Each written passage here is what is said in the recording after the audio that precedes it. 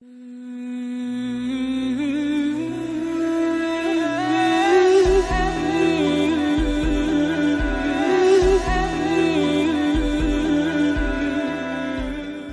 الحمد للہ نحمده ونصلی علی رسولہ الکریم اما بعد ان اللہ وملائکتہ یصلون علی النبی یا ایھا الذین آمنوا صلوا علیہ وسلموا تسلیما اللہم صلی علی محمد وعلی آل محمد اللہم بارک علی محمد وعلی آل محمد ربی یسر ولا تعسر وتمم بالخیر۔ السلام علیکم ورحمۃ اللہ وبرکاتہ۔ Welcome to Anas Islamic classes. پچھلی کافی ساری آپ کہیں کہ ویک سے ایک لمبا وقفہ ہو گیا تھا اور کلاسز اپلوڈ نہیں ہو پائیں تھیں، خاص طور سے سیرت کی، اور آپ میں سے زیادہ تر لوگ جو ہیں ویٹ کر رہے تھے اس کے لیے، اور اللہ تعالیٰ آپ کو اس کی جزائے خیر عطا کرے۔ اور معذرت چاہوں گا کہ ایک کافی لمبا وقفہ ہو گیا تھا۔ انشاءاللہ آج سے جو ہے ہم سیرت کا پھر سے آپ کہیں کہ ایک طریقے سے ریزیوم کریں گے جہاں پر ہم نے چھوڑا تھا سیرت کو۔ پچھلی کافی ساری کلاسز میں ہم نے رسول اللہ صلی اللہ علیہ وسلم کا جو مکن دور ہے اس کے بارے میں ہم نے کافی ڈیٹیل سے ڈسکس کیا تھا، اور الحمدللہ ہماری 37 کلاسز ہو چکی ہیں اس کے اوپر۔ اور پچھلی کلاس میں ہم نے جنگ بدر کو آلموسٹ پورا ڈسکس کر لیا تھا بہت ڈیٹیل میں، اور اس کے بعد میں نے کچھ ایک جو لاسٹ کلاس تھی اس میں ہم نے ڈسکس کیا تھا جو بدر اور احد کے جنگ احد جو ہے اس کے بیچ میں جو واقعات ہوئے ہیں، خاص طور سے جو کعب بن الاشرف کا واقعہ تھا، اسیسینیشن جو تھا اس کو بھی ہم نے کافی ڈیٹیل میں ڈسکس کیا تھا۔ اور انشاءاللہ آج کی کلاس میں ہم جو ہے جنگ احد کا بارے میں پڑھنا اسٹارٹ کریں گے، اور انشاءاللہ جو پاسبل ڈیٹیلز جتنی میرے علم کے مطابق مجھے پتہ ہیں تو انشاءاللہ اور زیادہ سے زیادہ اوتھینٹک تو انشاءاللہ ہم اس کو ہی ڈسکس کریں گے۔ جیسے کہ بدر ہم نے ڈسکس کی تھی، لگ بھگ 3-4 کلاسز میں ڈسکس ہوئی تھی وہ پوری، تو انشاءاللہ ہم احد کو بھی 3-4 کلاسز میں ہی ڈسکس کریں گے۔ بہت ہی امپورٹنٹ بیٹل ہے، اگر مسلمانوں کے پوائنٹ آف ویو سے دیکھا جائے تو یہ جو جنگ ہے بہت ہی زیادہ امپورٹنٹ ہے۔ اور اس کے اگر آپ کہیں کہ جنرل اگر میں کہوں تو کچھ ایک جو مین ریزن تھا وہ میں نے آپ کو پچھلی کلاس میں ڈسکس بھی کیا تھا، بتایا بھی تھا، لیکن اگر اس کا اوور ویو لیا جائے کہ جو جنگ احد ہوئی ہے اس کا ریزن کیا تھا، تو اس کا ایک ریزن ہم ایگزیکٹلی نہیں کہہ سکتے، کافی سارے ریزنز مل کر کے یہ جنگ احد کی طرف جو کہیں بات پہنچی ہے۔ اس میں اگر کہیں تو ایک ریلیجس ریزن بھی تھا، جو آپ کہیں کہ مشرکین مکہ جو تھے اور جو مسلمان تھے رسول اللہ صلی اللہ علیہ وسلم کے سارے فالوورز، ان کے بیچ میں سب سے پہلی ایک ریلیجس ٹینشن تھی کہ وہ سب سے بڑی ٹینشن کیا تھی، توحید کو لے کر کے۔ مسلمانوں کا ماننا تھا کہ اللہ تعالیٰ ایک ہے اور اللہ تعالیٰ کی ہی عبادت ہونا چاہیے اور اس کے ساتھ کسی کو شریک نہیں کرنا چاہیے۔ اور یہاں پر ہم دیکھیں کہ جو مشرکین تھے ان کا ماننا یہ تھا، ان کا یہ کانسیپٹ تھا کہ نہیں، جو بہت بڑھ چڑھ کر کے وہ شرک کرتے تھے اور شرک میں کافی حد درجے آگے نکل گئے تھے، مانتے تھے اللہ تعالیٰ کو لیکن وہ شرک کافی حد درجے تک کیا کرتے تھے، اور رسول اللہ صلی اللہ علیہ وسلم نے ان کو سمجھانے کی کوشش کی، وارن کرنے کی کوشش کی، اپنی دعوت بھی پریزنٹ کی، توحید کی جو دعوت تھی اس کو بھی پریزنٹ کیا، لیکن انہوں نے کسی درجے پر آ کر رسول اللہ صلی اللہ علیہ وسلم کی دعوت کو ایکسیپٹ نہیں کیا، ہمیشہ اپوزیشن میں ہی رہے رسول اللہ کے اور ان کی دعوت کو اپوز ہی کرتے رہے۔ اس کے علاوہ اگر ہم دیکھیں تو ایک سوشل ریزن بھی تھا، جو آپ کہیں کہ جو جنگ بدر ہوئی تھی اس میں جو مکہ کے جو مشرکین تھے ان کے کافی بڑے بڑے لیڈرز جو تھے وہ مارے گئے تھے، تو ایک ریونج والا ان کے اندر ایک آپ کہیں کہ ایموشن تھا کہ ہمیں بدلہ لینا ہے اس چیز کا، اور خاص طور سے ان کو یہ اپنی بہت بڑی بے عزتی لگ رہی تھی۔ اس کے علاوہ اگر ہم دیکھیں تو ایک اکنامک ریزن بھی ہے احد کی طرف، کیونکہ جو بدر ہوئی ہے، جنگ بدر کے بعد اب یہ اسٹیبلش ہو گیا تھا کہ مسلمان جو ہے اپنے آپ میں ایک بہت بڑی سپر پولیٹیکل پاور ہیں اگر جزیرہ نماں عرب میں دیکھا جائے تو، اور جو مکہ کے جو مشرکین ہیں وہ مسلمانوں کی اجازت کے بغیر اب ان کا ٹریول نہیں کر سکتے، جو اپنا بزنس روٹ لے کر کے جایا کرتے تھے، بزنس کیراوینس لے کر کے جایا کرتے تھے سیریا، جو کہ مدینہ سے ہوتے ہوئے گزرتے تھے۔ کافی ڈیٹیل میں ہم ڈسکس کر چکے ہیں بدر سے پہلے کے جو کلاسز تھے اس میں۔ اور ایک پولیٹیکل ریزن بھی تھا اس کو لے کر کے اگر دیکھا جائے تو، وہ پولیٹیکل ریزن کیا تھا، جو رسول اللہ صلی اللہ علیہ وسلم کی آپ کہیں اور مسلمانوں کی جو اسٹیٹ تھی اسٹیبلش ہو چکی تھی مدینہ کے اندر، وہ جو اسٹیٹ تھی اب اپنے پولیٹیکل الائنس بنا رہی تھی، اس کے آپ کہیں کہ اب اپنے آپ میں اکیلی نہیں تھے جو مدینہ کے مسلمان تھے، آس پاس کے جتنے بھی قبیلے تھے وہ آپ شروعاتی کلاسز آپ دیکھیں گے اگر، تو اسی لیے میں نے کہا تھا کہ بہت زیادہ امپورٹنٹ ہے قبیلوں کے بارے میں جاننا کہ کہاں کون سا قبیلہ تھا، کس قبیلے کی کیا اسٹرینتھ تھی،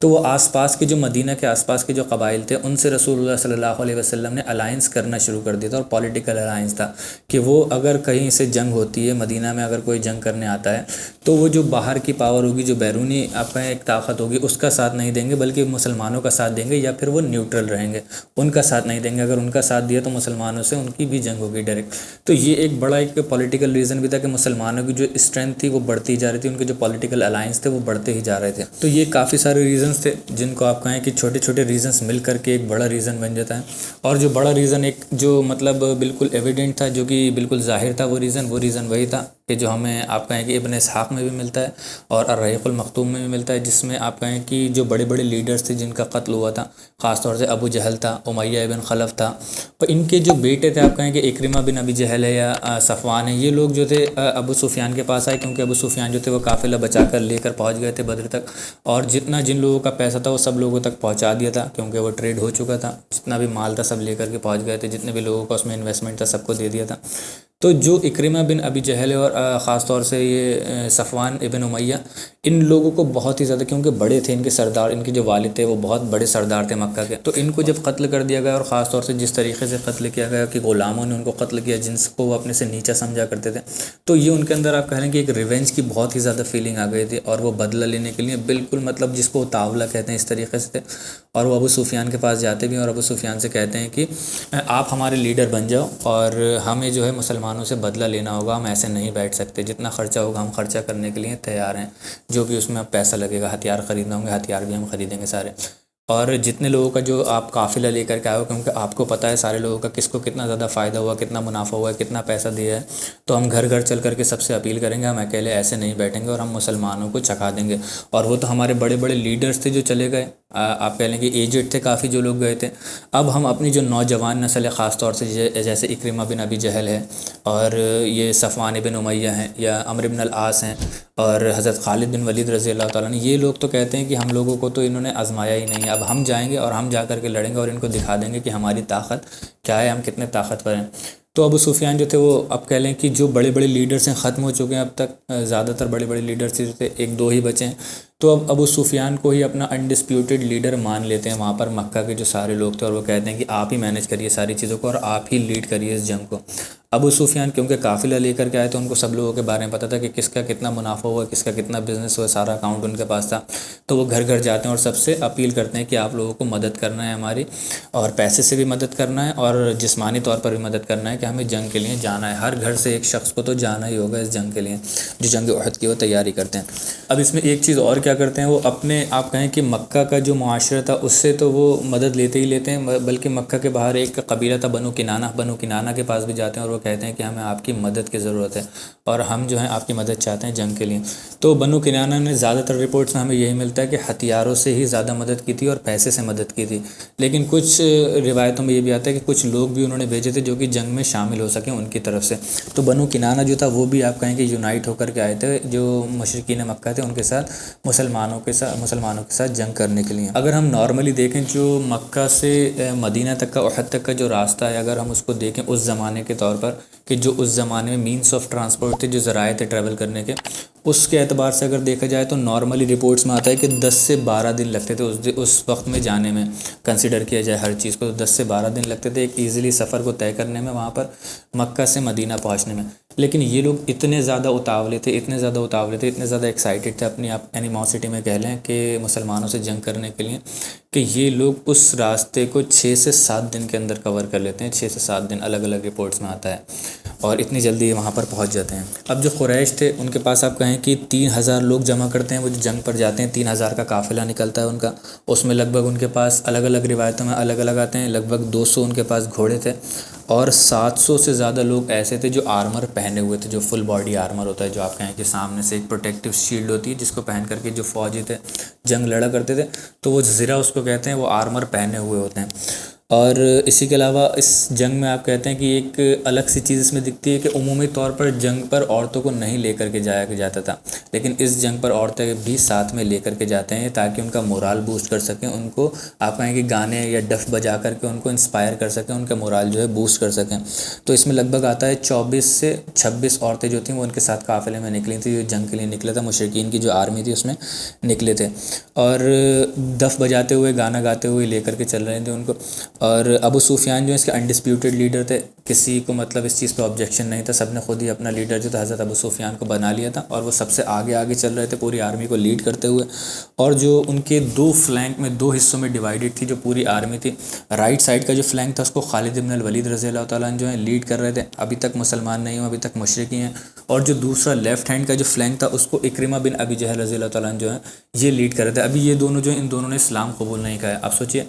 کہ اسلام نہیں قبول کیا ہے، اور کتنی بڑی ابھی تو مسلمانوں سے جنگ کرنے کے لیے آ رہے ہیں صرف، آگے جا کر کے یہ کتنی بڑی پرسنالٹی بنیں گے، اور جلیل و قدر صحابہ میں ان کا شمار ہوتا ہے دونوں کا۔ اور اب دیکھیے جس طریقے سے اب کہیں کہ یہ لوگ نکلتے ہیں، جیسے ہی وہاں سے مکہ سے نکلتے ہیں اپنی آرمی کو لے کر کے نکلتے ہیں، تو رسول اللہ صلی اللہ علیہ وسلم کے جو چچا تھے حضرت عباس رضی اللہ تعالیٰ عنہ، وہ نہیں آتے ہیں اس پورے جتھے میں نکل کر کے، وہ وہیں ویٹ کرتے ہیں مکہ کے اندر ان کا نکلنے کا۔ جیسے ہی آرمی پوری نکلتی ہے مکہ سے، یہ ایک پرائیویٹ آدمی کو ہائر کر کے جو ان کے بھروسے کا ہوتا ہے، اور اس کو گھوڑے پر سوار کرتے ہیں، بہت تیزی سے کہتے ہیں جاؤ اور رسول اللہ صلی اللہ علیہ وسلم کو یہ خبر دے دو کہ یہاں سے ایک قافلہ نکلا ہے، ایک جتھا نکلا ہے، پوری آرمی نکلی ہے آپ سے جنگ کرنے کے لیے، اور وہ مدینہ میں آ کر کے آپ کے اوپر اٹیک کرنے والے ہیں۔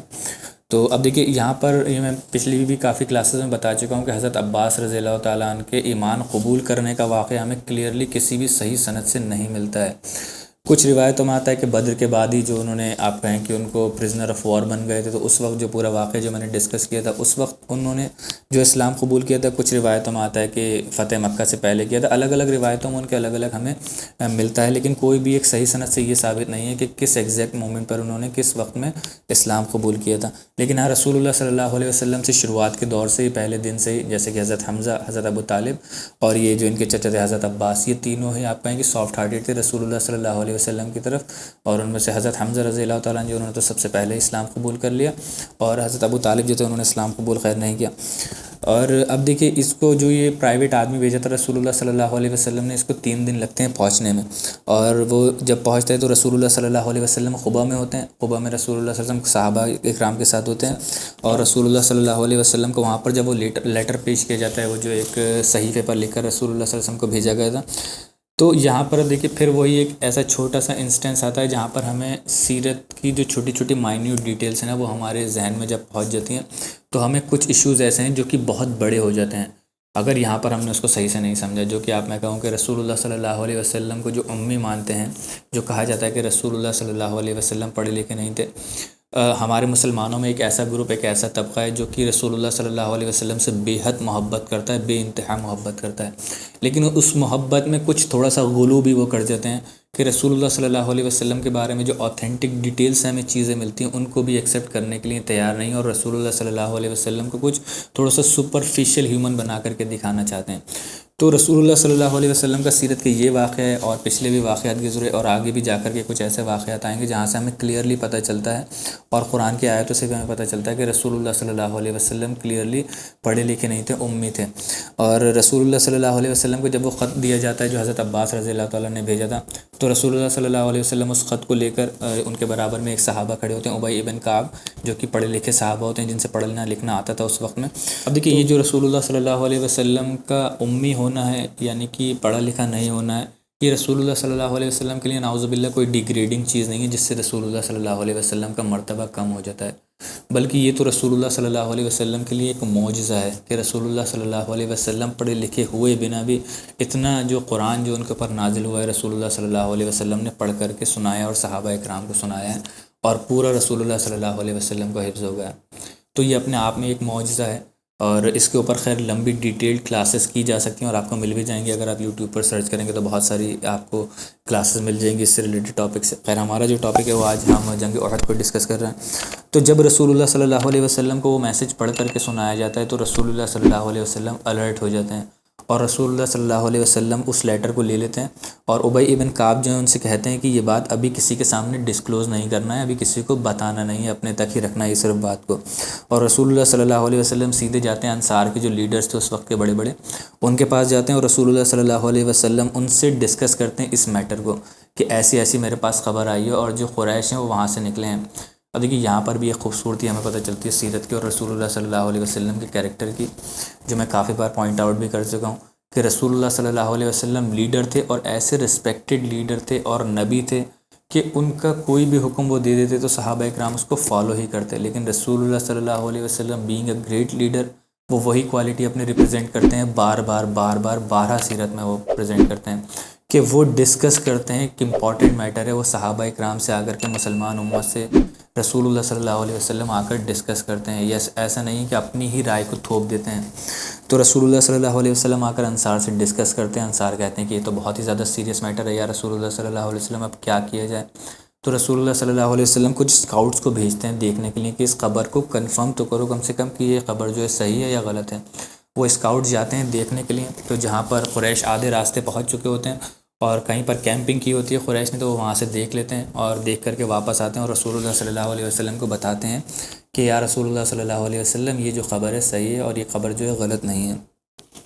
اور مطلب 2 یا 3 دن کی مشکل سے دوری پر تھے بس جو قریش تھے، اگر قافلے کی بات کی جائے پورا، اور بالکل جو مدینہ کی باؤنڈری آؤٹسکرٹ سے اس کی طرف ہی تھے ان کا پورا کیمپنگ جو تھی وہاں پر۔ اس کے بعد رسول اللہ صلی اللہ علیہ وسلم کیا کرتے ہیں، جب کنفرم ہو جاتا ہے تو رسول اللہ صلی اللہ علیہ وسلم گھبراتے نہیں، بالکل بھی پینک نہیں کرتے ہیں اور اپنی کامنیس جو اس کو بنائے رکھتے ہیں رسول اللہ صلی اللہ علیہ وسلم۔ اور اس دن جمعہ تھا، فرائیڈے تھا، تو رسول اللہ صلی اللہ علیہ وسلم سب کو جو نماز کے لیے آتے ہیں، صحابہ کرام نارملی جاتے ہیں اور جمعے کی جو نماز ہے اس کو ادا کرتے ہیں،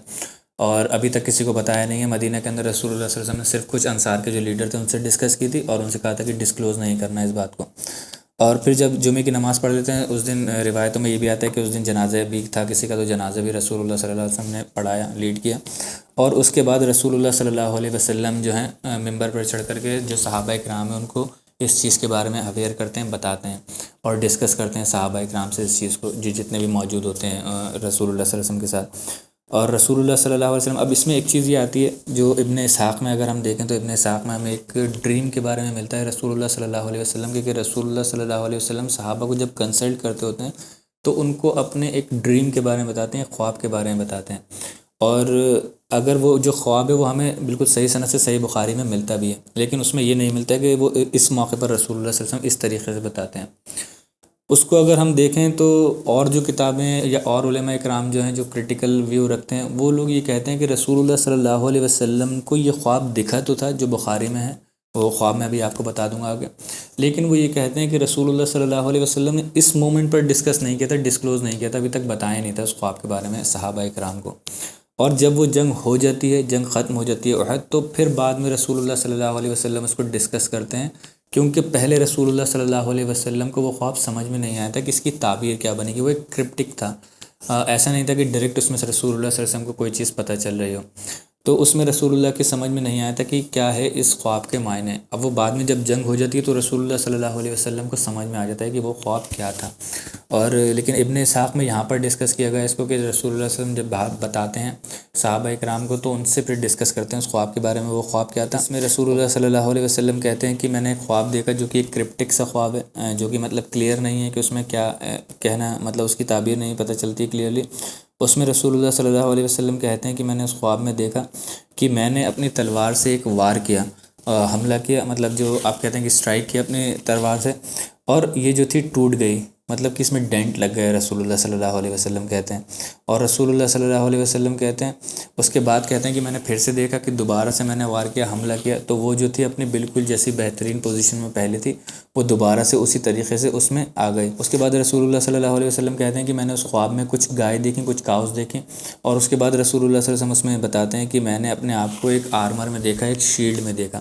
تو اس کی جو تعبیر تھی جو بعد میں کرتے ہیں رسول اللہ صلی اللہ علیہ وسلم، بتاتے ہیں اس کو پورے خواب کو کہ جو میرا خواب تھا بعد میں، کیونکہ ان کو سمجھ میں آتا ہے، شروعات میں سمجھ میں نہیں آتا، اور یہ لاجیکلی لگ بھی ٹھیک رہا ہے کہ شروعات میں رسول اللہ صلی اللہ علیہ وسلم کو اس وقت ہی سمجھ میں نہیں آتا ہے۔ اور رسول اللہ صلی اللہ علیہ وسلم جو کہتے ہیں کہ جو میں نے حملہ کیا، جو تلوار ٹوٹ گئی، یعنی کہ جو مسلمان امت تھی اس کو آپ کہیں کہ زخم لگے گا، اس کی آپ کہیں کہ ایک ڈیفیٹ ہوگی، اور جو احد میں مسلمانوں کی ڈیفیٹ ہوئی تھی،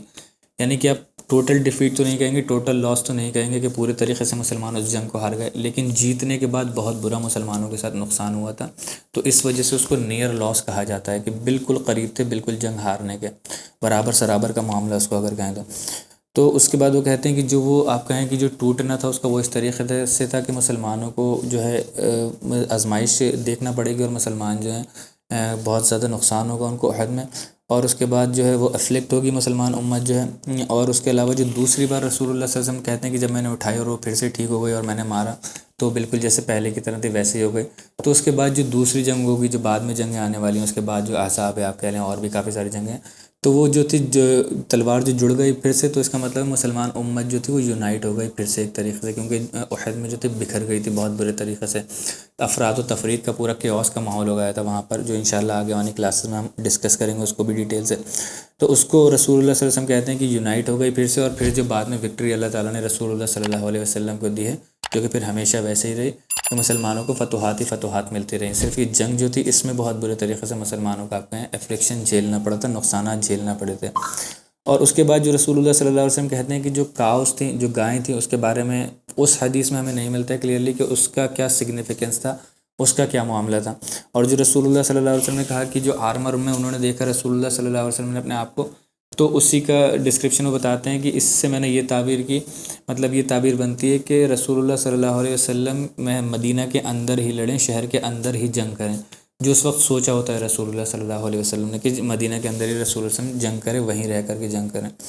تو یہ پورا جو خواب تھا رسول اللہ صلی اللہ علیہ وسلم کا، وہ ڈسکس کرتے ہیں صحابہ کرام سے، اگر ابن اسحاق کی مانیں تو، ورنہ رسول اللہ صلی اللہ علیہ وسلم اپنے آپ میں سوچتے ہیں، ہو سکتا ہے وہ یہ سوچتے ہیں کہ یہ اس کے پریڈکشنز بن سکتے ہیں۔ اس کے بعد رسول اللہ صلی اللہ علیہ وسلم جو صحابہ اکرام سے کنسلٹ کرتے ہیں کہ اب ہمیں کیا کرنا چاہیے اور کہاں کیسے جنگ کرنی چاہیے۔ تو صحابہ اکرام جو ہوتے ہیں کچھ لوگ، وہ رسول اللہ صلی اللہ علیہ وسلم کو ایڈوائز دیتے ہیں، اور حالانکہ رسول اللہ صلی اللہ علیہ وسلم خود بھی اپنی ایڈوائز دیتے ہیں، بتاتے ہیں، مشورہ رکھتے ہیں کہ میں یہ چاہتا ہوں کہ ہم مدینہ کے اندر ہی جنگ لڑیں، مدینہ میں ہی رہیں،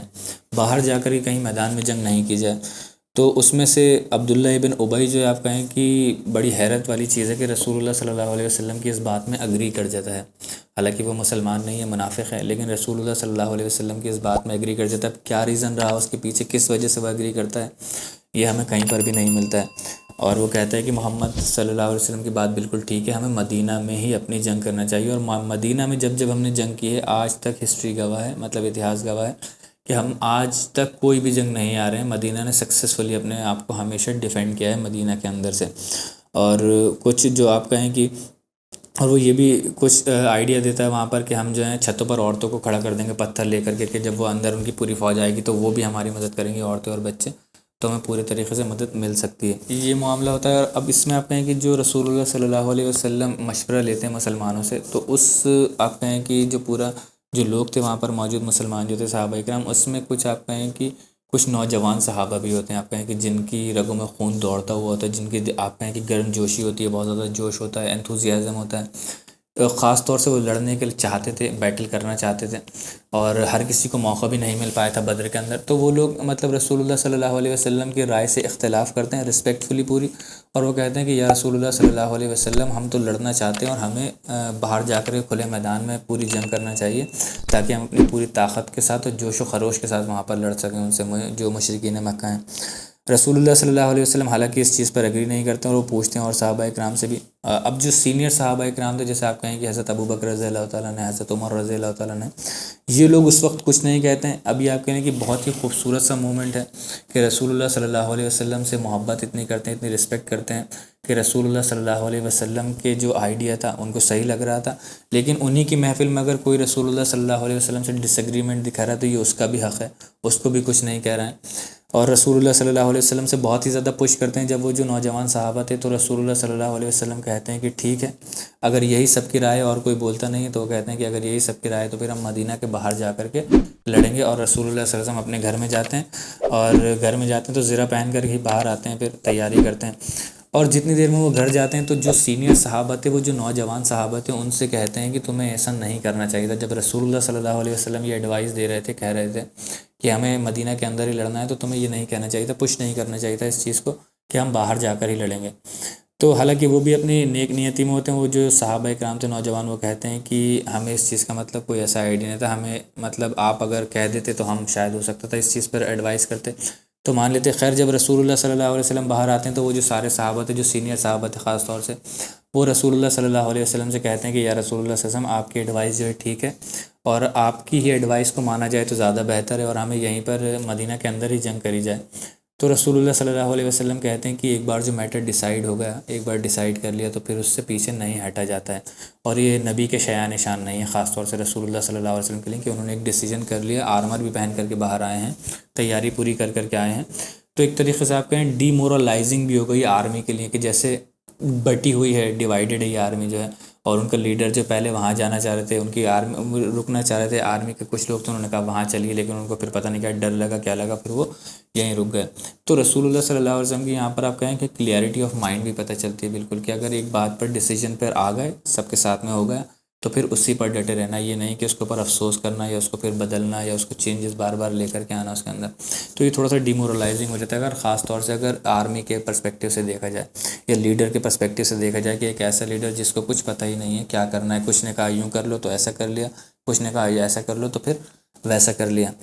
تو صحابہ اکرام جو ہیں وہ وہاں پر پھر ٹھیک ہے رسول اللہ صلی اللہ علیہ وسلم کی قیادت میں نکلتے ہیں، رسول اللہ صلی اللہ علیہ وسلم پوری آرمی کو لے کر کے نکلتے ہیں، اور مسلمانوں کے بارے میں آتا ہے کہ 3 رسول اللہ صلی اللہ علیہ وسلم نے گروپ بنائے تھے، 3 فلینکس بنائے تھے، اور اس میں جو تھے آپ کہیں کہ مہاجرون جو تھے، ایک گروپ تھا مہاجرون کا، ایک گروپ تھا اوس کا، اور ایک تھا خزرج کا، یعنی کہ انصار کے 2 گروپ تھے، ایک اوس اور ایک خزرج، جو کہ 2 بڑے قبیلے تھے وہاں کے۔ تو جو مہاجرون تھے جو کہ ہجرت کر کے آئے تھے، مکہ سے صحابہ اکرام آئے تھے، ان کو لیڈ کر رہے تھے مصعب بن عمیر رضی اللہ تعالیٰ عنہ، ان کے ہاتھ میں جھنڈا تھا جو مسلمانوں کی فوج تھی اس کی قیادت کا۔ اور جو اوس تھے، جو بنو اوس تھے، ان کو لیڈ کر رہے تھے اسید بن حدیر، ان کے بارے میں ڈیٹیل سے پچھلی کلاسز میں ڈسکس کر چکے ہیں۔ اور جو خزرج کے جو فلینک تھا، جو خزرج کا جو جتھا تھا، اس کو لیڈ کر رہے تھے الحباب ابن المنذر، ان کے بارے میں بھی ہم کافی کلاسز میں ڈسکس کر چکے ہیں پیچھے کلاسز میں۔ اب اس میں مسلمانوں کی تعداد کے بارے میں اگر دیکھیں تو اس میں آتا ہے 1000، اور 1000 سے کچھ تھوڑا سا بڑا ہوا نمبر آتا ہے اگر الگ الگ روایتوں میں دیکھیں گے تو۔ اگر جنرلی دیکھا جائے تو 1000 جو تھے مسلمان، پوری فوج تھی مسلمانوں کی، اور یہ مسلمان نکلتے ہیں وہاں سے۔ تھوڑے سے ہی مسلمانوں کے پاس کچھ فیو ہارسز آتا ہے، ایگزیکٹ تعداد بھی نہیں آتی، لیکن یہی ہوتا ہے کہ بہت تھوڑے سے مسلمانوں کے پاس جو تھے گھوڑے تھے اس وقت، اور 100 لوگ لگ بھگ ایسے تھے جو مسلمانوں کے آرمر پہنے ہوئے تھے، اور وہ بھی فل باڈی آرمر نہیں تھا کہ ان کے ہاتھوں کو ان کے ہیلمٹ وغیرہ ہوں گے، لیکن آرمر ان کے اوپر تھے، باڈی آرمرز تھے ان کی پروٹیکشن کے لیے۔ اور آپ کہیں کہ نماز کے بعد رسول اللہ صلی اللہ علیہ وسلم نے ڈسکشن کیا تھا، ڈسکشن کرنے کے بعد رسول اللہ صلی اللہ علیہ وسلم پھر گئے، کافی تھوڑا سا اس میں وقت جتنا بھی لگا ہوگا۔ اس کے بعد رسول اللہ صلی اللہ علیہ وسلم دوپہر میں نکلتے ہیں، صحابہ اکرام کی پورا جو فوج تھا مسلمانوں کی فوج وہاں سے نکلتی ہے، اور شام تک احد پہنچ جاتے ہیں، جو احد پہاڑ تھا وہاں پر کیمپنگ کرتے ہیں مسلمان۔ اب دیکھیں جو احد کے بارے میں ایک چھوٹا سا مسکنسیپشن یہ کافی سارے لوگوں کے ذہن میں یہ ہوتا ہے کہ احد جو ہے ایک چھوٹا سا ایک پہاڑ ہے، مطلب چھوٹا سا نہیں بڑا سا بھی ہو تو ایک پہاڑ ہے، حالانکہ ایسا نہیں ہے۔ احد جو ہے ایک رینج آف ماؤنٹین ہے، پوری کافی سارے اس کے اندر پہاڑ ہیں۔ اگر جنرلی اس کو دیکھا جائے تو 1 مائل لمبا اس کی لینتھ ہے، یعنی کہ لگ بھگ 1.6 کلومیٹر 1.7 کلومیٹر اگر اس کا ڈسٹینس دیکھا جائے تو لگ بھگ 1.5 کلومیٹر کے رینج میں یہ پھیلا ہوا ہے پورا جو احد پہاڑ ہے۔ کافی سارے اس کے اندر آپ کہیں کہ ماؤنٹینس پیکس بن جائیں گے جس کو ہم کہیں، تو احد جو ہے اپنے آپ میں ایک بہت بڑا ماؤنٹین ہے۔ احد کی فضیلت کے بارے میں ہم پہلے ہی بات کر چکے ہیں، بتا چکے ہیں۔ احد جو ایک جنت کا پہاڑ ہے، رسول اللہ صلی اللہ علیہ وسلم کی کلیئر حدیث ملتی ہے ہمیں، اور اس کے بارے میں الگ الگ کافی ساری حدیثیں ملتی ہیں، جس میں نے بتایا بھی تھا حضرت عثمان رضی اللہ تعالیٰ عنہ کی، حضرت ابوبکر اور حضرت عمر تینوں ساتھ میں تھے، جا رہے تھے رسول اللہ کے، اور ہلنے لگا تو رسول اللہ صلی اللہ علیہ وسلم نے اس کو پیر مار کر کے کہا کہ تھم جا اے احد، اور اس پر اس وقت ایک نبی ہے، ایک صدیق ہیں، اور 2 شہداء ہیں۔ تو اور اس کے علاوہ احد کے بارے میں ایک اور حدیث ملتی ہے جس میں رسول اللہ صلی اللہ علیہ وسلم نے فرمایا کہ مسلمان جو ہیں احد سے محبت کرتے ہیں، اور احد جو ہے وہ مسلمانوں سے محبت کرتا ہے۔ تو اس کی فضیلت میں کافی ساری جو آپ کہیں کہ ہمیں حدیثیں ملتی ہیں۔ اب جب دیکھیے جب راستے میں جا رہے تھے، ایک واقعہ تھا جو کہ چھوٹا سا رہ گیا، جب تک احد میں پہنچے ہی نہیں تھے، مدینہ سے نکلتے ہی ہیں، تو راستے میں جو عبداللہ ابن ابی جو ہے منافقوں کا سردار، وہ کیا کرتا ہے، وہ بریک اوے ہو جاتا ہے، یعنی کہ نکل جاتا ہے۔ جو پورا ایک فوج تھی مسلمانوں کا فلینک تھا، اس میں سے جو جتھا تھا مسلمانوں کا اس میں سے نکل جاتا ہے، اور وہ پوچھتے بھی ہیں صحابہ اکرام جب اس سے کہ تم کہاں جا رہے ہو، تو وہ کہتا ہے کہ ہم گھر واپس جا رہے ہیں، اور محمد صلی اللہ علیہ وسلم نے میری تو رائے مانی نہیں، میں تو چاہتا تھا کہ مدینہ کے اندر لڑیں، اور اب مدینہ کے باہر جا کر کے لڑ رہے ہیں، تو مجھے گوارا نہیں ہے، میں اس چیز کو، اس رائے کو صحیح نہیں سمجھتا ہوں۔ حالانکہ اس کے دل میں آپ کہیں کہ بیماری تھی اس چیز کو لے کر کے، کہ وہ بیماری بہت بڑی تھی، منافقت کی بیماری تھی، اس کو وہ بہانوں سے ڈھکنا چاہ رہا تھا اس چیز کو۔ اس کے بعد ایک اور بہانہ کرتا ہے، وہ کہتا ہے کہ مجھے لگتا ہے کہ جنگ ہوگی ہی نہیں، اگر جنگ ہوتی تو میں چلتا، اور وہ آئیں گے ہی نہیں یہاں پر لڑنے کے لیے، اور کوئی جنگ نہیں ہوگی، اس لیے میں واپس جا رہا ہوں۔ تو اپنے ساتھیوں کو جو اس کے ساتھ منافقین تھے ان کو لے کر کے چلا جاتا ہے، وہ 1000 کا جو لگ بھگ جتھا تھا اس میں سے 300 لوگ چلے جاتے ہیں، روایتوں میں آتا ہے، اور وہ لوگ عبداللہ بن ابی بن سلول کے ساتھ چلے جاتے ہیں، اور مسلمانوں کا جو ایک جتھا تھا، آپ کہیں کہ ایک طریقے سے چھوٹا سا ڈی مورلائزنگ سا مسلمانوں کو لگتا ہے، لیکن حضرت حمزہ رضی اللہ تعالیٰ عنہ روایت میں آتا ہے، اور کچھ میں آتا ہے کہ رسول اللہ صلی اللہ علیہ وسلم موٹیویٹ کرتے ہیں، اور وہ کہتے ہیں کہ گھبرانے کی کوئی بات نہیں ہے، یہ تو آپ کہیں کہ اچھا ہوا یہ لوگ نکل گئے، ان لوگوں کے دل میں تو تھی یہ منافقت یہ، اور آپ کہیں کہ ایک طریقے سے مسلمانوں کے لیے نگیٹو سے ثابت ہو جاتا کہ جاتے تو مسلمانوں کے ساتھ، لیکن جنگ میں اگر کچھ حالت ہوتی تو سب سے پہلے یہ بھاگتے۔ تو ایک فیک آپ کہیں کہ مسلمانوں کے ذہن میں یہ تعداد رہتی کہ ہم 1000 لوگ ہیں، حالانکہ وہ ہوتے 700 ہی لوگ اصل میں۔ تو اس چیز کو اللہ تعالیٰ بھی مینشن کرتا ہے سورۃ آل عمران میں، اور سورۃ آل عمران میں زیادہ تر آیات جو ہیں جنگ احد کے سے ریلیٹڈ آتی ہیں، اور وہ آیت نمبر 166 میں 67 میں 166 اور 167 میں اللہ تعالیٰ بیان کرتا ہے، فرماتا ہے اس چیز کو کہ اس دن کے بارے میں بات کرتا ہے اللہ تعالیٰ کہ جس دن دو فورسز جو تھیں ٹکرائیں تھیں، یعنی کہ دو جو جنگ ہوئی تھی، اس میں جو تھے منافقین جو تھے جن کے دل میں بیماری تھی وہ الگ ہو گئے تھے، اور اللہ تعالیٰ نے اسی لیے رکھا تھا، یہ اللہ تعالیٰ کی طرف سے ایک فضیلت تھی کہ مسلمانوں کو ایکسپوز ہو جائیں، وہ سارے لوگ مسلمان جان لیں کہ منافق بھی ہیں ہمارے بیچ میں، ہمارے درمیان میں، ابھی تک مسلمانوں کو نہیں پتہ تھا۔ اور یہ مطلب آپ کہیں کہ اگر پالیسیز کے حساب سے دیکھا جائے، اسٹیٹ کے اعتبار سے دیکھا جائے، تو یہ بہت ہی امپورٹنٹ چیز تھی کہ مسلمانوں کو اس چیز کے بارے میں پتہ ہونا تھا کہ ان کے بیچ میں منافق بھی ہیں جو کہ دکھانے کے لیے تو مسلمان ہیں، ان کے ساتھ ہیں، لیکن ان کے اوپر بھروسہ بالکل بھی نہیں کیا جا سکتا، خاص طور سے اس طریقے کے جو امپورٹنٹ ایونٹس آئیں گے یا اس طریقے کے جو امپورٹنٹ مومنٹس آئیں گے، تو اس میں اب وہ جو ہیں چلے جاتے ہیں یہ منافقین نکل کر کے، اس کو سورہ آل عمران میں 166 اور 167 میں اسی چیز کو بیان کیا جاتا ہے، ایون ڈائلاگ بھی اس کا کاپی کیا جاتا ہے۔ اللہ تعالیٰ یہ فرماتا ہے، اس میں بتاتا ہے کہ اس کے دل میں جو تھی منافقت تھی، اور اس نے یہ کہا کہ کوئی جنگ ہی نہیں ہوگی، اگر ہمیں پتہ ہوتا جنگ ہوگی تو ہم وہاں پر لڑیں گے، رکیں گے۔ تو اب جو تھے رسول اللہ صلی اللہ علیہ وسلم یہ سارے نکل جاتے ہیں، رسول اللہ صلی اللہ علیہ وسلم مسلمانوں کو لے کر کے وہاں پہنچتے ہیں احد میں، اور احد میں جانے کے بعد اب یہ بہت اسٹریٹجک سی ہوتی ہے لوکیشن، جو ہے احد کو رسول اللہ صلی اللہ علیہ وسلم نے اسی وجہ سے چنا تھا کہ پوری آپ کہیں کہ مسلمانوں کی تعداد تو اتنی زیادہ نہیں ہے، لیکن جو مشرکین آنے والے ہیں ان کی تو تعداد بہت بڑی تھی، تو پوری آپ کہیں کہ ایک پیچھے سے تو بلاکیڈ بنایا جائے، ایک پیچھے سے بلاک کر دیا جائے، وہاں سے پیچھے سے کوئی حملہ نہیں کر سکے، جتنی بھی جنگ ہو وہ ساری سامنے سے سامنے ہو، گھیرا نہیں جا سکے مسلمانوں کو۔ اب اگر اس کی تھوڑی سی میں ٹائم لائن بتاؤں تو کچھ اس طریقے سے تھی کہ 5 تاریخ کو لگ بھگ وہ آؤٹ اسکرٹس پر پہنچنے والے تھے، جو قریش کا جو جتھا چلا تھا وہ مدینہ کے آؤٹ اسکرٹس پر پہنچنے والے تھے، اور 6 تاریخ کو رسول اللہ صلی اللہ علیہ وسلم کو یہ بات پتہ چلتی ہے کہ فرائیڈے میں رسول اللہ صلی اللہ علیہ وسلم کو یہ بات پتہ چلتی ہے کہ جنگ کے لیے آ رہے ہیں، ڈسکس کرتے ہیں پورا معاملہ جو تھا رسول اللہ، اور پھر 7 شوال کو فرائیڈے میں نکل جاتے ہیں، پھر رسول اللہ پورا آرمی لے کر کے جو ہم نے ڈسکس کیا ابھی، اور 7 شوال کو سیٹرڈے میں پھر یہ جنگ ہوتی ہے، جنگ واقع ہوتی ہے۔ تو 6 کو رسول اللہ صلی اللہ علیہ وسلم کو فرائیڈے کو پتہ چلتا ہے، پورا نماز کے بعد دوپہر میں رسول اللہ صلی اللہ علیہ وسلم شام کے وقت لے کر کے نکلتے ہیں پورا جتھا، اور احد پہنچتے ہیں، احد پہنچ کر کے رسول اللہ صلی اللہ علیہ وسلم وہاں پر کیمپنگ کرتے ہیں، وہاں پر ساری جو لوکیشن ہے اس کو دیکھ لیتے ہیں، اسٹریٹجیز وغیرہ بناتے ہیں، اور 7 تاریخ کو یہ جو جنگ ہے وہ واقع ہوتی ہے۔ اور یہ جو قریش تھے ان کو بھی پتہ چل جاتا ہے کہ رسول اللہ صلی اللہ علیہ وسلم اور مسلمانوں کا جو جتھا ہے وہ احد پر کیمپنگ کر رہا ہے، احد پر ہیں، تو ان کو پتہ چل جاتا ہے کہ ہمیں مدینہ میں انٹر نہیں کرنا ہے، اور ہمیں احد کی طرف جانا ہے، احد پر ہی جنگ ہوگی، جو احد پہاڑ ہے وہاں پر جا کر کے۔ اب جب رسول اللہ صلی اللہ علیہ وسلم اگلے دن آپ کہیں کہ صبح ہوتی ہے، سیٹرڈے کی جو صبح ہوتی ہے، اس میں رسول اللہ صلی اللہ علیہ وسلم جو ہیں، جیسے کہ پچھلی جنگ میں بھی ہم نے ڈسکس کیا کہ رسول اللہ صلی اللہ علیہ وسلم پوری آرمی کو آرگنائز کرتے ہیں بہت اچھے طریقے سے، اور جب آرگنائز کر رہے ہوتے ہیں تو اس میں کچھ صحابہ ایسے ہوتے ہیں اس بار جوش میں، کیونکہ بہت پتہ ہوتا ہے اس بار جنگ ہونے والی، تو جوش میں نکل کر کے آتے ہیں۔ کچھ صحابہ ایسے ہوتے ہیں جن کی عمر کے حساب سے اگر دیکھا جائے تو وہ کوالیفائڈ نہیں ہوتے ہیں لڑنے کے لیے، جو اگر اسلامک ایج دیکھی جائے تو وہ سارے جو ہیں 14 سے کم کے ہوتے ہیں، اور زیادہ تر صحابہ 11 12 یا 13 سال کی عمر کے ہوتے ہیں، اور رسول اللہ صلی اللہ علیہ وسلم ان سے پوچھتے ہیں، ان کی عمر کے بارے میں جب پتہ کرتے ہیں تو رسول اللہ صلی اللہ علیہ وسلم ان کو واپس کر دیتے ہیں کہ نہیں، 14 سال سے کم عمر کا کوئی بھی لڑکا ہوگا تو وہ جنگ میں شامل نہیں ہو سکتا۔ اس میں سے کافی جلیل و قدر صحابہ ہوتے ہیں، اس وقت ان کے جذبے جو ہوتے ہیں، آپ کہیں کہ جذبے کی رسپیکٹ کی جائے، جو لڑنے کے لیے آتے ہیں اتنی چھوٹی عمر میں بھی۔ عبداللہ ابن عمر رضی اللہ تعالیٰ عنہ ہوتے ہیں، زید بن ثابت رضی اللہ تعالیٰ عنہ ہوتے ہیں، اسامہ بن زید، ابو سعید الخدری، زید بن الارقم، تو یہ کچھ صحابہ کرام ہیں، اور بھی لوگوں کے نام آتے ہیں۔ تو جو لوگ آئے تھے لگ بھگ 6 یا 8 صحابہ ایسے تھے جو 14 سال سے کم کی جن کی عمر تھی، اور ان کو واپس بھیجا جاتا ہے۔ اب یہ جو آپ کہیں کہ ابن اسحاق میں اس کے بارے میں جو صحابہ کرام رسول اللہ صلی اللہ علیہ وسلم نے جو کیمپنگ کی تھی، اس کیمپنگ کے بارے میں بھی آتا ہے کہ وہ بڑی آپ کہیں کہ اسٹریٹجیکل کیمپنگ تھی،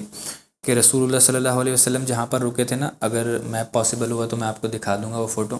کہ رسول اللہ صلی اللہ علیہ وسلم نے جہاں پر کیمپنگ کی تھی احد کے پہاڑ کے پیچھے، وہ وہاں پر اس طریقے سے تھا کہ صحابہ اکرام مطلب آرمی تو پیچھے آگے ہوئی، رسول اللہ صلی اللہ علیہ وسلم پیچھے کیمپنگ کر رہے تھے، ان کو ایک اسپیشل پروٹیکشن حاصل تھی کہ بہت زیادہ لوگ وہاں پر ایک ساتھ نہیں گھس پائیں، اگر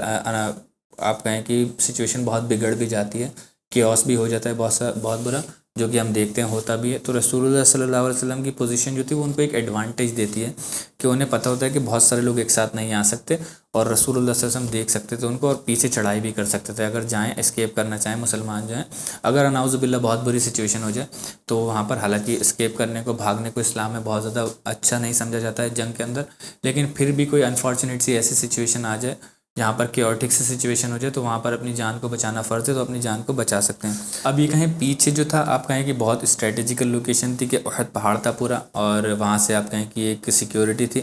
اور آگے کا جو جگہ تھی وہ پوری بہت زیادہ وائڈ اوپن تھی، بہت زیادہ کھلی ہوئی تھی۔ اب آپ کہیں کہ اگر میپ میں دیکھا جائے تو اگر جو قریش ہیں وہ آئیں گے جب ادھر سے مکہ کی طرف سے جب آ رہے ہیں تو وہ اگر ایسے جائیں گے تب وہ مدینہ میں انٹری کریں گے، اور مسلمان جو تھے وہاں سے آ کر کے کیمپ کیا تھا انہوں نے احد کی طرف، تو جب وہ آئیں گے یہاں پر تو آگے سے جو پوری اوپننگ تھی وہ بہت ہی زیادہ بڑی وائڈ اوپننگ تھی، اور اس وائڈ اوپننگ کے اندر جو آپ کہیں کہ جہاں پر مسلمان آرمی کیمپنگ تھی اور رسول اللہ صلی اللہ علیہ وسلم کا کیمپ لگا ہوا تھا پیچھے، اس کے بالکل آگے بہت ہی زیادہ یہ جو وائڈ اوپننگ تھی اس کے بالکل بیچ میں، بالکل ایگزیکٹلی بیچ میں ایک پہاڑ تھا جس کو چھوٹا سا پہاڑ تھا، حالانکہ احد کے حساب سے چھوٹا تھا، وہ بہت چھوٹا بھی نہیں تھا لیکن احد کے حساب سے چھوٹا تھا، اس کا نام تھا جبل العینین، جبل العینین، اور اس کو اب اس کا نام بدل کر کے نام بدل دیا گیا، جبل الروما رکھ دیا گیا اس کا نام۔ جو لوگ حاجی لوگ جاتے ہیں وہاں پر حج کرنے کے لیے تو وہ دیکھتے ہیں اس چیز کو، وزٹ کرتے ہیں، جب احد کی جو سائٹ ہوتی ہے اس کو وزٹ کرتے ہیں تو آج بھی یہ موجود ہے، حالانکہ اس کی آپ کہیں کہ گھس گھس کر کافی چھوٹا ہو گیا ہے، اور کیونکہ جو لوگ چڑھتے ہیں ان کے پیروں میں گھستا ہوگا کچھ نہ کچھ، کچا ہے اس طریقے سے نہیں ہے، تو اس کی ہائٹ جو ہے کافی کم ہو گئی ہے، جبل الروما کے نام سے مشہور ہے، روما کہتے ہیں آرچرز کو۔ تو یہ بالکل بیچ میں تھا، اور اس کے بیچ میں رسول اللہ صلی اللہ علیہ وسلم کے آپ کہیں کہ جو جینیس مائنڈ ہے رسول اللہ صلی اللہ علیہ وسلم کا، جو ایک ملٹری لیڈر کا ہونا چاہیے، ملٹری جینیس ہمیں رسول اللہ صلی اللہ علیہ وسلم کی پتہ چلتی ہے کہ اس کے اوپر رسول اللہ صلی اللہ علیہ وسلم 50 صحابہ اکرام کے جتھے کو کھڑا کرتے ہیں جو کہ بیسٹ ٹاپ آرچر سے رسول اللہ صلی اللہ علیہ وسلم کے پاس جو مسلمانوں کی آرمی میں تھے، اور ان کو کھڑا کرتے ہیں اور ان سے کہتے ہیں کہ جو ایک سائیڈ ہے آپ کہیں کہ جو بہت بڑی سائیڈ تھی یہ بالکل بیچ میں ایک سائیڈ پر کھڑا کر دیتے ہیں، کہتے ہیں کہ آپ کو اس سائیڈ کو بلاک کرنا ہے، بالکل اس سائیڈ کو آپ بلاک کر دیں گے، اپنے تیر لے کر کے کھڑے ہوں گے اور تیروں کی برسات کریں گے اگر ادھر سے آنے کی کوشش کریں گے جو آپ کہیں کہ جو مشرکین مکہ ہیں۔ کیونکہ اگر آپ تیر چلائیں گے تو گھوڑے جو ہوتے ہیں تیروں سے بہت ہی زیادہ گھبراتے ہیں، گھوڑے آگے نہیں آ پائیں گے، اور یہ آپ کہیں کہ رسول اللہ صلی اللہ علیہ وسلم کی ذہانت تھی کہ اس چیز کو پتہ تھا رسول اللہ صلی اللہ علیہ وسلم کو اس چیز کے بارے میں۔ اب دیکھیے یہ جو اتنی بڑی اوپننگ تھی، بیچ میں پہاڑ ہے، بالکل اس سائڈ پر رسول اللہ صلی اللہ علیہ وسلم نے سارے جو آپ کہیں کہ مسلمانوں کے جو آرچرس تھے، بیسٹ آرچرس تھے، ان کو کھڑا کر دیا اور اس سائڈ کو پورا بلاک کر دیا، تو جو اوپننگ تھی اب وہ بہت چھوٹی سی رہ گئی، اگر پہلے کے مقابلے میں دیکھیں جو بہت بڑی تھی اب وہ آدھی رہ گئی، بالکل آدھی رہ گئی۔ اب اس سے فائدہ کیا ہوگا؟ دیکھیں اس چیز کا فائدہ یہ ہوگا کہ مسلمانوں کی تعداد تو بہت کم ہے، لمیٹڈ ہے، لیکن جو مشرکین آ رہے ہیں ان کی تعداد بہت زیادہ تھی، لگ بھگ آتا ہے 2000 سے 3000 کے بیچ میں، الگ الگ روایتوں میں الگ الگ آتا ہے، لیکن 3000 کی تعداد جو ہے سب سے زیادہ آتی ہے الگ الگ روایتوں میں۔ تو جو ان کی 3000 کی تعداد ہے، آپ کہیں کہ بالکل 4:1 کا ریشیو ہے، لگ بھگ 4:1 کا ریشیو، اس سے بھی تھوڑا سا زیادہ ہی اگر بنے گا تو 4 لوگ اور 1 مسلمان کہ ان کے اوپر اس کا ریشیو ہے، تو وہ ریشیو جو تھا بالکل کاٹ دیا رسول اللہ صلی اللہ علیہ وسلم ذہانت سے۔ کیسے کہ وہ جو اوپننگ تھی ذرا سی رہ گئی، جب اتنی بڑی اوپننگ ہوتی تو بڑی آرمی جتھا آ سکتا تھا، لیکن اس کو پورا آدھا ہی کر دیا، راستہ ادھر سے بلاک کر دیا، پورا آ نہیں سکتے، تو اس راستے کو بالکل آپ چھوٹا کر دیا، تو ان کی کتنی بھی بڑی تعداد ہو، 3000 ہو، 8000 ہو، 10,000 ہو، جتنے اس راستے میں سے آ سکتے ہیں صرف وہی انٹر کر پائیں گے، اور مسلمانوں کی تو اتنی تعداد یہاں پر پہلے سے ہی موجود تھی کہ ان لوگوں کو ٹیکل کر سکتے ہیں آرام سے، ان سے جنگ کی جا سکتی ہے۔ کہیں کہ ملٹری جینیس تھا یہ رسول اللہ صلی اللہ علیہ وسلم کا جو موو تھا، کہ کون آپ سوچیں کہ ایک دم سے گھبرا جائے، اس کو پتہ چلے کہ اتنی بڑی جنگ ہونے والی ہے، وہ اپنی پوری فوج لے کر کے کھڑے ہوئے ہیں وہاں سے، اب مسلمانوں میں رائے بھی رسول اللہ صلی اللہ علیہ وسلم مانگی تو ان کے جو رسول اللہ صلی اللہ علیہ وسلم چاہتے تھے اس طریقے سے بھی نہیں ہوا، لیکن ان ساری چیزوں کے باوجود بھی اپنے مائنڈ کو بالکل اسٹریٹ رکھنا، اپنے مائنڈ کو کام رکھنا، بالکل اپنے آپ کو کام رکھنا، اور جنگ کے بارے میں تیاری کرنا، جنگ کے بارے میں سوچنا، کتنی مطلب آپ کہیں کہ ذہانت ہمیں رسول اللہ صلی اللہ علیہ وسلم سے کے بارے میں پتہ چلتی ہے۔ تو کوئی شخص کیوں رسول اللہ صلی اللہ علیہ وسلم سے اتنی محبت نہیں کرے گا؟ تو رسول اللہ صلی اللہ علیہ وسلم کی اب دیکھیں مطلب بہت ساری موویز میں مطلب اسکول میں تھا جب تو چھوٹا تھا، تب اس وقت میں ایک مووی دیکھی تھی، آئی تھی 300، بہت مشہور ہوئی تھی وہ مووی، بہت بڑی بلاک بسٹر ہوئی تھی، اس تک میں اس ٹیکنیک کو رسول اللہ صلی اللہ علیہ وسلم کی یوز کیا ہے کہ وہ جو لوگ تھے 300 لوگ تھے، ان کی جو تعداد تھی وہ بہت کم تھی، ہزاریوں کا ایک جتھا آ جاتا ہے، تو وہ لوگ بھی ٹھیک یہی کرتے ہیں، ایک پہاڑوں کے بیچ میں ایک اوپننگ ہوتی ہے، اس کے اندر چلے جاتے ہیں اور وہ کہتے ہیں کہ اب ان کی تعداد کوئی میٹر نہیں کرے گی، اب اپنی جو آرمی ہے اس کی جو آپ فرنٹ رو ہے اس سے جنگ کرتے جاؤ اور فرنٹ رو کو چینج کرو، پھر پیچھے والے آ گئے ہیں پھر لڑتے رہیں، اور اس طریقے سے وہ فتح بھی حاصل کرتے ہیں۔ تو اب سوچیے کہ مسلمانوں کے اندر آپ کے میں جو بار بار کہتا ہوں کہ مسلمانوں کی آپ کہیں یہ بڑی آپ کہیں کہ بری پریڈیکامنٹ ہے ان کے بارے میں، بڑی بری ان کی یہ کہہ لیں بد نصیبی ہے ان کے لیے کہ مسلمانوں کو ان چیزوں کے بارے میں پتہ نہیں ہے۔ جب میں چھوٹا تھا تب مجھے بھی نہیں پتہ تھا اس پورے احد کے اتنے ڈیٹیل والے واقعے کے بارے میں، اگر پتہ ہوتا مجھے وہ جو مووی میں دیکھا تھا وہ سین بہت ہی زبردست لگا، کیونکہ اس میں جینیس پتہ چلا جو ان کا لیڈر تھا، اس نے بتایا کہ اس طریقے سے ہم اپنے آپ کو ڈیفینڈ کر سکتے ہیں، یہ ہماری اسٹریٹجی ہوگی۔ تو اس سے محبت ہوتی ہے۔ کاش ہمیں اس وقت رسول اللہ صلی اللہ علیہ وسلم کے بارے میں پتہ ہوتا تو ہمیں اس کے بارے میں نہیں، اس سے ہم یہ ریلیٹ کر سکتے تھے، دیکھو یہ انہوں نے وہاں سے چرائی ہے، وہاں سے اٹھائی ہے یہ چیز، اور یہ چیز تو رسول اللہ صلی اللہ علیہ وسلم 1400 سال پہلے کر کے جا چکے ہیں، اس میں کیا ملٹری جینیس اس وقت میں، اس زمانے میں تھی یہ ملٹری جینیس رسول اللہ صلی اللہ علیہ وسلم کا، اور ان سے محبت بڑھتی اور ان سے ریلیٹ کر سکتے تھے ہم۔ اور آج بھی جنریشن میں یہی ہے کہ مسلمان جو یوتھ ہے، جو ینگر جنریشن، ان کو پتہ ہی نہیں ہے رسول اللہ صلی اللہ علیہ وسلم کے بارے میں، جانتے ہی نہیں ہیں، اسی وجہ سے ریلیٹ بھی نہیں کر پاتے ہیں، محبت بھی نہیں کر پاتے ہیں رسول اللہ صلی اللہ علیہ وسلم سے، جو محبت کرنے کا حق ہے۔ حالانکہ جو ان سے محبت کرنے کا حق ہے وہ تو شاید ہی امت کے اندر کچھ ہی لوگ کر رہے ہوں گے، اس چیز کو اسی طریقے سے ادا کر رہے ہوں گے، ہم بھی ادا نہیں کر پا رہے ہیں۔ ہماری بس چھوٹی چھوٹی کوششیں ہیں جن سے ہم چاہتے ہیں کہ کاش ہم بھی اس فہرست میں شامل ہو جائیں جس میں رسول اللہ صلی اللہ علیہ وسلم کے محبت کرنے والوں کا نام لکھا ہو۔ تو خیر رسول اللہ صلی اللہ علیہ وسلم یہاں پر اپنا ایک بہت ہی اپنی ذہانت دکھاتے ہیں، اس طریقے سے وہاں پر لگاتے ہیں۔ اب یہ جو 50 آرچرز تھے جو رسول اللہ صلی اللہ علیہ وسلم نے جبل العینین پہ، جو جبل الروما ہے اس کے اوپر کھڑے کیے تھے، جبل الروما اس کو اسی لیے کہا جاتا ہے دا ماؤنٹین آف دی آرچرز، جہاں پر آرچرز کھڑے ہوئے تھے، تیر انداز کھڑے ہوئے تھے۔ تو ان میں جب رسول اللہ صلی اللہ علیہ وسلم ان کو 50 کو تیر اندازوں کو، جو بیسٹ تیر انداز تھے، آرچرز تھے، ان کو کھڑا کرتے ہیں، ان کی لیڈرشپ جو تھی، قیادت جو تھی، اس میں رسول اللہ صلی اللہ علیہ وسلم دیتے ہیں عبداللہ بن جابر، ایک صحابی ہیں رضی اللہ تعالیٰ عنہ، ان کو دیتے ہیں، بہت بڑھیا زبردست آرچر تھے وہ، اور ان کو رسول اللہ صلی اللہ علیہ وسلم ان کو، اور خاص طور سے پوری جو وہ تب بیچ تھا، آپ کہیں کہ اس کو خاص طور سے تاکید کرتے ہیں رسول اللہ صلی اللہ علیہ وسلم کہ آپ لوگوں کو وہیں رہنا ہے، ڈٹے رہنا ہے، اتر کر نہیں آنا ہے، آپ کو یہ انشور کرنا ہے کہ وہاں سے کوئی بھی مطلب آرمی جو ہے نہیں آ سکے، قریش کی جو آرمی ہے کوئی بھی جتھا وہاں سے انٹر نہیں کر سکے، آپ وہیں پر رہیں گے جب تک میں آپ کو بلانے کے لیے نہیں بھیجوں گا، چاہے آپ دیکھیں کہ ہماری بالکل ہار بھی ہو جائے، شکست بھی ہو جائے، آپ کو وہاں سے نہیں ہٹنا ہے، اور آپ دیکھیں کہ چیلے جو ہماری بوٹیاں کھا رہی ہیں تب بھی آپ کو وہاں سے نہیں اترنا، آپ کو وہیں ڈٹے رہنا ہے، اور آپ کو وہ اس اینڈ کو پروٹیکٹ کر کے رکھنا ہے، اس اینڈ سے کوئی بھی انٹر نہیں کر پائے۔ رسول اللہ صلی اللہ علیہ وسلم جانتے تھے کہ کتنی خطرناک لوکیشن ہو جائے گی وہ اگر وہاں پر اس سے آنے دیا، کیونکہ مسلمان جو تھے بیچ میں تھے، ادھر سے تو انٹر کر ہی رہے ہیں، لیکن اگر ادھر سے بھی انٹر کر جائیں گے تو دو طرفہ مسلمانوں کے اوپر حملہ ہو جائے گا۔ تو رسول اللہ صلی اللہ علیہ وسلم نے وہاں پر ان کو تاکید بہت زیادہ کر دی تھی کہ ایون آپ دیکھیں کہ جو وہ ہیں، جو دشمن ہے وہ ہمارے پیچھے پڑ گئے، انہوں نے ہمیں قتل بھی کر دیا، ہمیں ٹکا بوٹی کر دیا ہے، چیلیں ہمارے گوشت کو کھا رہی ہیں، اس کے بعد بھی آپ کو نہیں اترنا ہے، ہماری ہار بھی ہو جائے تب بھی آپ کو نہیں اترنا ہے، جب تک میں آپ کو بلانے کے لیے نہیں بھیجوں، جب تک میں کسی قاصد کو نہیں بھیجوں کہ ٹھیک ہے فتح ہو گئی اب آپ لوگ آ سکتے ہیں یا آ جائیے، جس بھی وقت میں بھیجوں تبھی آپ لوگوں کو اترنا ہے، اس سے پہلے اترنا نہیں ہے۔ کلیئر کٹ رسول اللہ صلی اللہ علیہ وسلم کا یہ آرڈر تھا۔ اب جو آپ کہیں سیٹرڈے میں شوال میں رسول اللہ صلی اللہ علیہ وسلم سب کو موٹیویٹ کرتے ہیں، دیکھتے ہیں، مانیٹر کرتے ہیں پوری جو جنگ تھی، اور رسول اللہ صلی اللہ علیہ وسلم جب موٹیویٹ کر رہے ہوتے ہیں صحابہ اکرام کو، تو رسول اللہ صلی اللہ علیہ وسلم اپنی تلوار نکالتے ہیں اور تلوار نکال کر کے کہتے ہیں کہ کون میری اس تلوار کو لے گا اور اس سے لڑے گا، تو سارے صحابہ اکرام جوش و خروش میں آگے آ جاتے ہیں اور وہ کہتے ہیں یا رسول اللہ صلی اللہ علیہ وسلم ہم لڑنا چاہتے ہیں، ہم لڑنا چاہتے ہیں، ہمیں دیجیے تلوار۔ اور خاص طور سے جو ان کے بھانجے تھے رسول اللہ صلی اللہ علیہ وسلم کے، حضرت صفیہ کے جو بیٹے تھے الزبیر بن العوام، وہ آ جاتے ہیں سب سے آگے اور وہ کہتے ہیں کہ یا رسول اللہ مجھے دیجیے یہ تلوار اور میں لڑوں گا اس کے ساتھ۔ تو رسول اللہ صلی اللہ علیہ وسلم پھر سے اس کو اٹھاتے ہیں، رکتے ہیں اور پھر سے اپنے ہاتھ کو اٹھاتے ہیں اور وہ کہتے ہیں کہ کون اس تلوار کو لے گا اور لڑے گا اس کے حق کے ساتھ۔ اس بار یہ الفاظ جو ہیں ایڈ کر دیتے ہیں رسول اللہ صلی اللہ علیہ وسلم کہ اس کے حق کے ساتھ کون لڑے گا، اس کا حق کون ادا کرے گا۔ تو صحابہ اکرام پوچھتے ہیں کہ یا رسول اللہ صلی اللہ علیہ وسلم اس کا حق کیا ہے؟ صحابہ نے، خاص طور سے ابو دجانہ رضی اللہ تعالیٰ نے، ایک صحابی ہیں جن کے بارے میں آتا ہے کہ وہ پوچھتے ہیں کہ یا رسول اللہ صلی اللہ علیہ وسلم اور اس کا حق کیا ہے؟ تو رسول اللہ صلی اللہ علیہ وسلم کہتے ہیں کہ اس کا حق یہ ہے کہ اس سے لڑتے رہو، جنگ میں لڑتے رہو حتیٰ کہ یہ ٹوٹ جائے، اتنا زیادہ اس سے لڑو جنگ کے اندر، اس کو چھوڑنا نہیں ہے بالکل بھی۔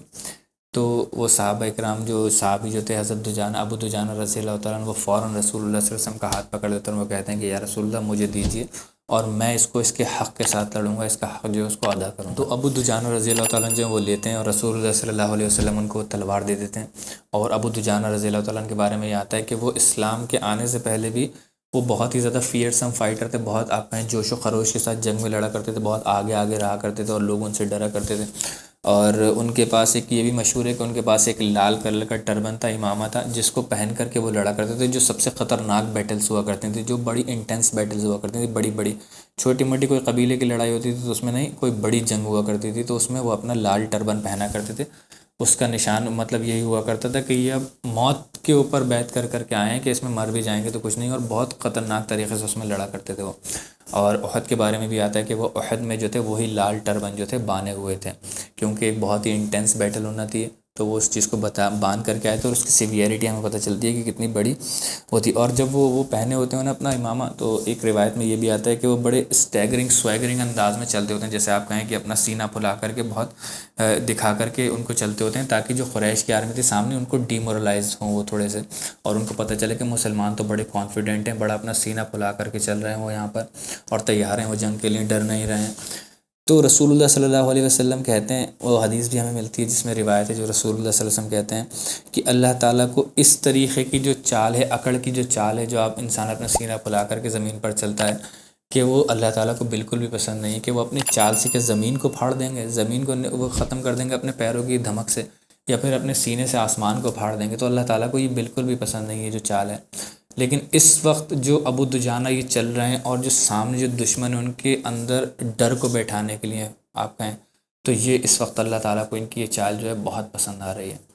تو سوچیں کتنی بڑی فضیلت ان کی پتہ چلتی ہے کہ اللہ تعالیٰ کو ان کی اس وقت جو چال تھی، جو اسلام کے لیے کہتے کہ یہ بہت ہی کلیئر ہونا چاہیے کہ آپ اسلام کے لیے جو کام کرتے ہیں تو اس میں گنجائش مل بھی جاتی ہے کہ ایسی چیز جو ڈس الاؤڈ ہے لیکن اسلام کے لیے اگر کی ہے تو وہ ہمیں اللہ تعالیٰ کو پسند آ جائے۔ حالانکہ یہ اپنے آپ میں کوئی بہت اچھا عمل نہیں، رسول اللہ صلی اللہ علیہ وسلم بتا رہے ہیں کہ اللہ کو نہیں پتہ، اس سے تکبر دکھتا ہے، لیکن سامنے والوں کو ڈرانے کے لیے، اسلام کے لیے، کہ جو مسلمان ہیں ان کا جو ہے ان کو پتہ چلے کہ ان کا مورال جو ہے بہت ہائی ہے، ان کے اندر جو ہے ٹیرر بیٹھے، ان کے اندر جو ہے ڈر بیٹھے، تو یہ چیز اللہ تعالیٰ کو بہت ہی زیادہ پسند آتی ہے۔ اب اس میں کچھ چیزیں جو ہمیں قریش کی سائڈ کی بھی ملتی ہیں کہ قریش نے کیا کرنے کی کوشش کی۔ جو قریش تھے انہوں نے آپ کہیں کہ جنگ شروع ہونے سے پہلے جو اپنی ان کی ایک اسٹریٹجی تھی، جس کو بہت کامنلی آج کے زمانے میں بھی یوز کیا جاتا ہے، بہت کامن سی ڈیوائڈ اینڈ رول والی، کہ وہ چاہ رہے تھے کہ مسلمانوں کے بیچ میں جو ہے تفرقہ ہو جائے اور مسلمان جو ہیں ڈیوائڈ ہو جائیں۔ تو وہ ایک آدمی کو بھیجتے بھی ہیں، وہ کیا اس کی ایک اسٹریٹجی آزماتے ہیں، وہ ابو سفیان جو ایک آدمی کو بھیجتے ہیں، ایک میسنجر بھیجتے ہیں اپنا، اور وہ جا کر کے آواز لگاتا ہے مسلمانوں کی آرمی کے پاس آ کر کے، وہ کہتا ہے کہ اے انصار کے لوگوں، جو انصار کے لوگ تھے ان سے کہتا ہے کہ ہمارا تم سے کوئی بیر نہیں ہے، کوئی دشمنی نہیں ہے، ہم تو تمہیں جانتے بھی نہیں، اور ہم یہ چاہتے ہیں کہ تم لوگ ہٹ جاؤ، ہم تم سے جنگ نہیں کرنا چاہتے ہیں بنا وجہ، اور تم ہٹ جاؤ گے تو ہمارے جو کزنس ہیں، جو ہمارے اپنے خونی رشتہ دار ہیں، ہم ان سے ہماری جنگ ہے، ہماری ساری لڑائی انہی سے، ساری نظریات کی جو لڑائی ہے ہم انہی سے جنگ کرنا چاہتے ہیں،